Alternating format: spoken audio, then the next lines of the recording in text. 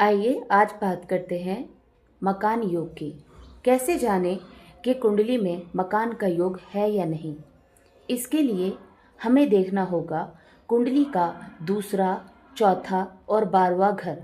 अगर इन तीनों घरों के स्वामी पाप ग्रह से युक्त होकर अष्टम भाव में बैठ जाएं, तो ऐसे जातक का जिंदगी भर मकान नहीं बन पाता और किराए के घर का योग बनता है। मान लो कि किसी का चतुर्थ घर यानी कि चौथा घर मजबूत नहीं है और चतुर्थ घर का स्वामी द्वादश घर में बैठ जाए, तो ऐसे में भी व्यक्ति को किराए के मकान में रहना पड़ता है।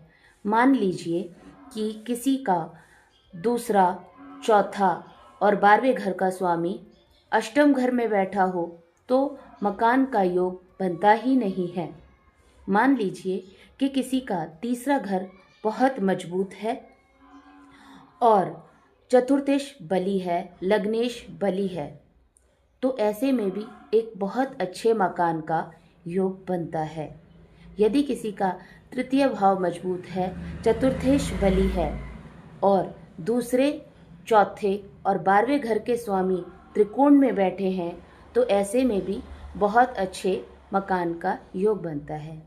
जात को सबसे बड़ी बात तो ये है कि कुंडली में चाहे कोई भी योग बने हों, हमारे ऋषि मुनियों ने इस तरीके के उपाय बनाए हैं कि बड़े से बड़े दुर्भाग्य को या गलत योगों को हम टाल सकें। तो हमें विश्वास के साथ उन उपायों को करना चाहिए, तो बुरे योग भी अच्छे योगों में बदल जाते हैं। दूसरी बात, अगर किसी की कुंडली में लग्नेश बली है या जो त्रिकोण के भाव हैं वो मजबूत हैं, तो ऐसे योग कई बार कट जाते हैं। और यदि किसी के बृहस्पति बली है, उच्च के हैं, उच्च स्थान में बैठे हुए हैं, तो ऐसे में भी बहुत सारे योग कट जाते हैं।